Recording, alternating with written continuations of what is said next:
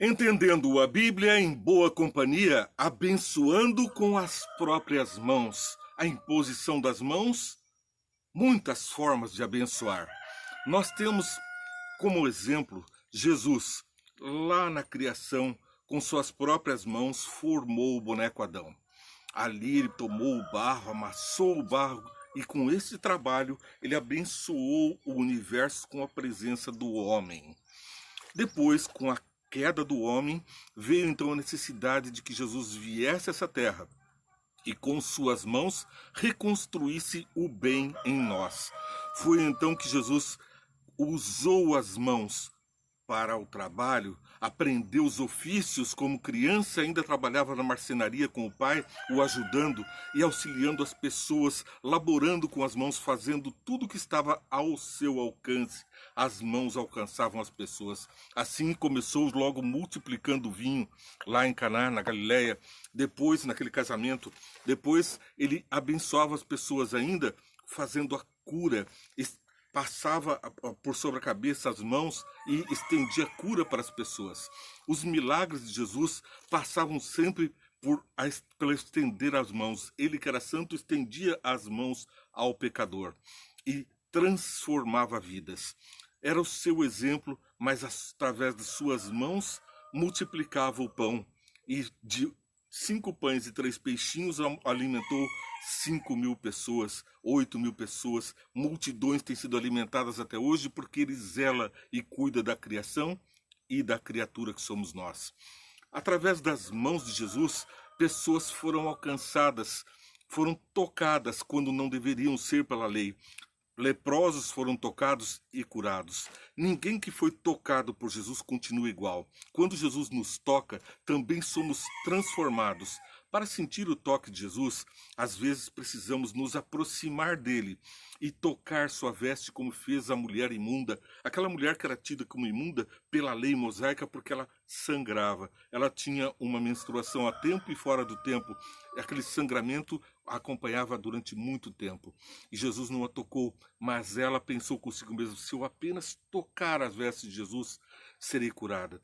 E então, pelo toque, pela mão, ela alcança a graça de Jesus e recebe a cura. Nós também somos imbuídos da mesma missão.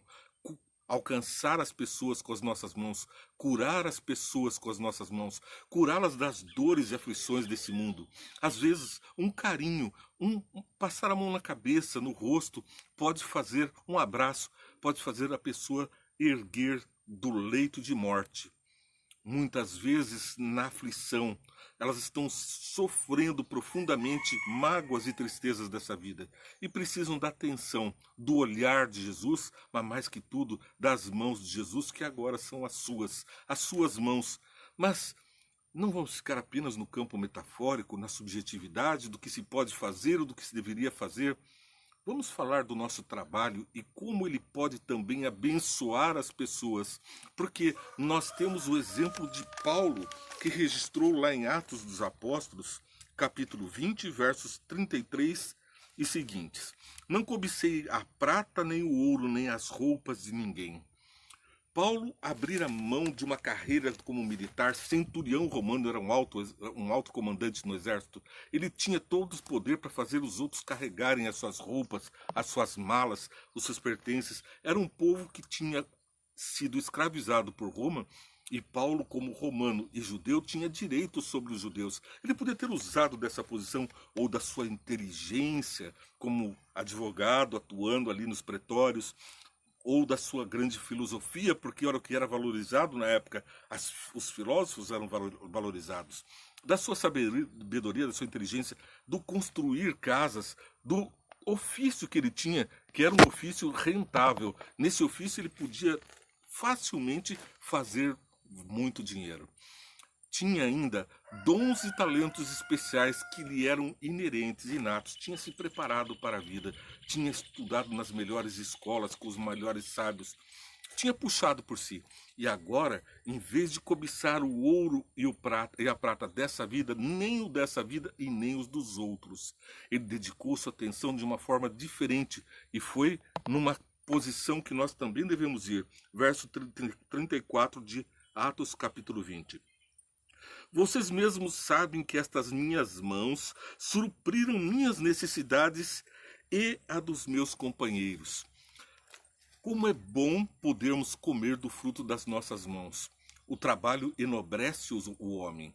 Lá no paraíso, na saída do paraíso, em virtude do pecado, Deus advertiu, ele profetizou, ele não amaldiçoou, mas ele disse o que aconteceria pela influência de Satanás. Com o suor do teu rosto comerás todos os dias da tua vida.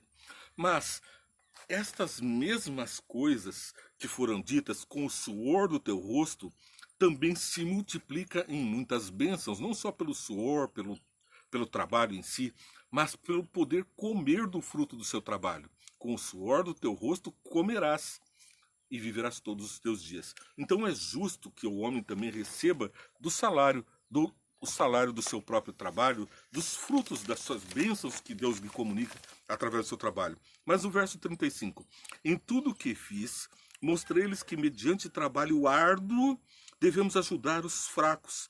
Lembrando que as palavras do próprio Senhor Jesus que disse, a maior felicidade em dar do que receber. Quando nós estamos estendendo a mão ao outro, nós estamos lambuzando a mão com a bênção que estamos entregando ao outro. Sim, porque temos para nós e estamos sempre espalhando, mas as nossas mãos ficam sempre cheias das bênçãos, ficam comunicadas com o perfume que alcançamos as pessoas, ficam saborizadas, odorizadas e comunicam essas bênçãos aos outros, mas com certeza passam a ser fontes das quais jorram bênçãos aos outros. Bem, nós não podemos nos contentar em ficar apenas dizendo sobre as muitas formas das bênçãos, porque foram essas mesmas mãos de Jesus que tanto abençoaram o mundo que foram pregadas por Satanás na cruz. Satanás pregou no Calvário, na cruz, as mãos de Jesus que tanto abençoaram, tanto multiplicaram, tanto frutificaram a imagem do Pai aqui na terra. Ele, que era a imagem e semelhança de Deus, quem vê a mim, vê ao Pai, diz que nós também somos a imagem e semelhança de Deus. E, portanto, devemos fazer as obras do Pai que Jesus mostrou como é que se faz, aumentando a graça do Pai aqui na terra, impedindo o mal, afastando Satanás.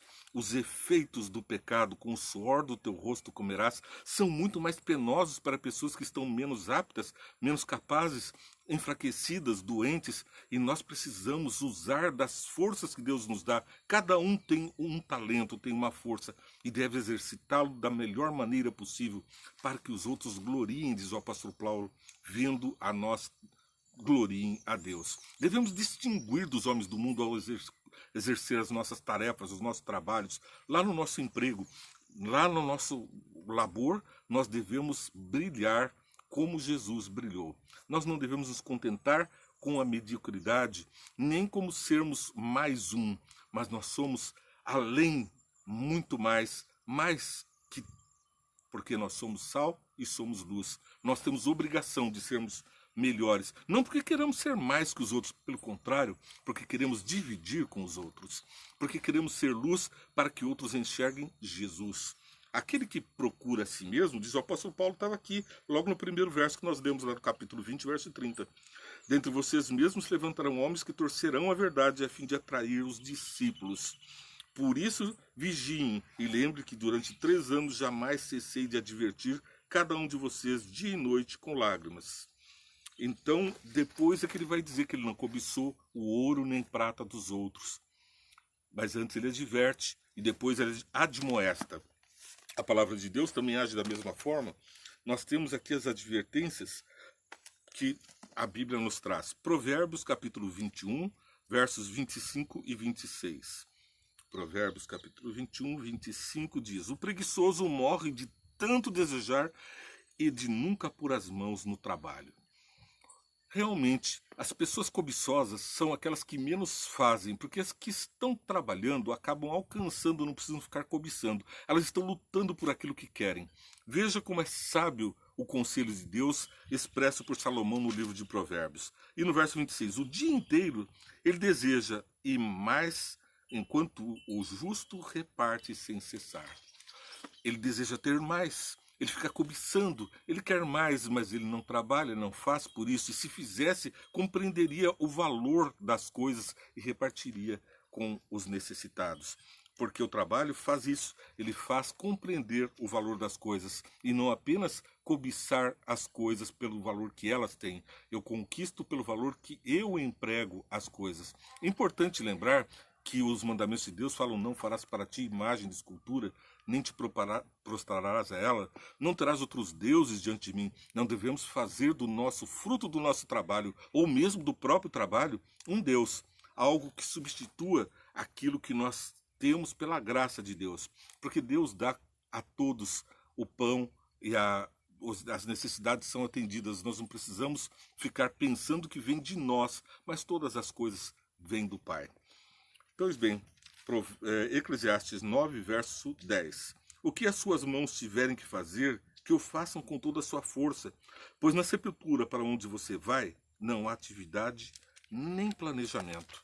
Nós não podemos planejar para muito longe, para depois da nossa morte não existe oportunidade. Nós temos que planejar o hoje e o agora, e o amanhã, e talvez o depois de amanhã. Mas devemos empreender nossas forças, empregar nossas atitudes e toda a energia no hoje, no aqui e no agora, naquilo que estamos fazendo. Com sabedoria. A sabedoria exige planejamento, mas não com sonhos, porque os sonhos nos levam para o além, nos levam para o depois, e o depois nos leva à vadiagem, a deixar as tarefas urgentes e necessárias de agora para os sonhos do além. Não há conhecimento, não há sabedoria na morte, mas na vida devemos ter a sabedoria e o conhecimento. É o que diz Eclesiastes capítulo 9. Depois temos ainda um trecho bastante interessante de Jeremias capítulo 5,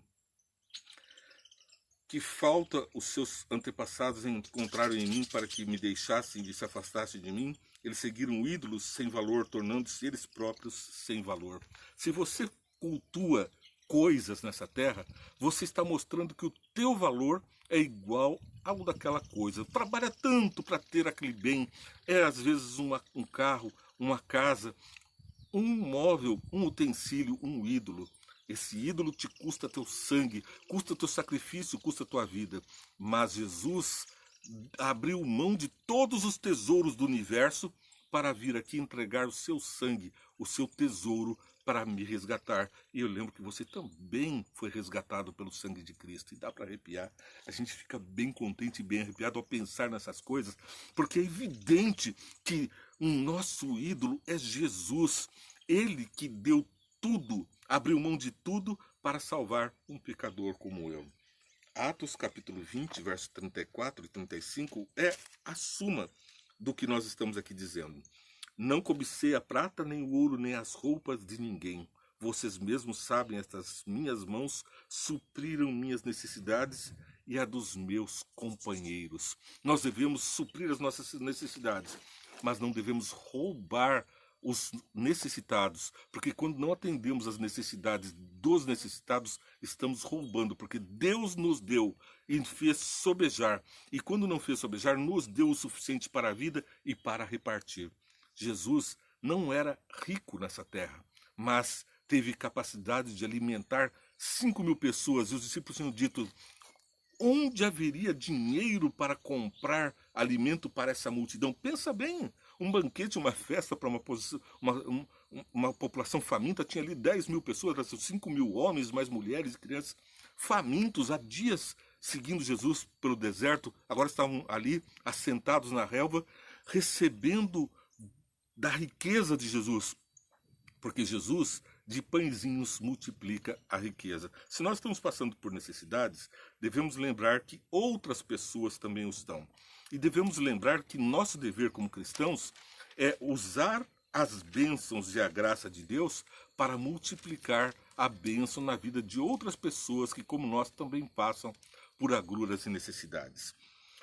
Efésios 4:28. O que furtava, não furte mais. Eu expliquei ontem que quem furta está furtando também quando tem e não dá.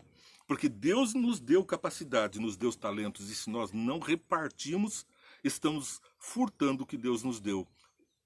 Idolatrando a nós mesmos, idolatrando aquela coisa, retendo-a para nós, ou guardando-a, é um tesouro escondido que ninguém aproveita.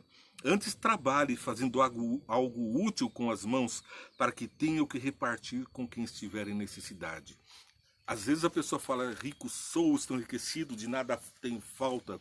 Vou gozar agora das bênçãos dos celeiros cheios, porque nada vai me faltar. Louco, diz a palavra de Deus.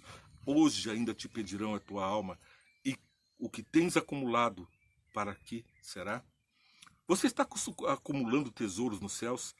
Você está recebendo bênçãos materiais, espirituais e compartilhando? Ou você está ficando bêbado com as mensagens de Deus, cheios do Espírito Santo e apodrecendo o maná?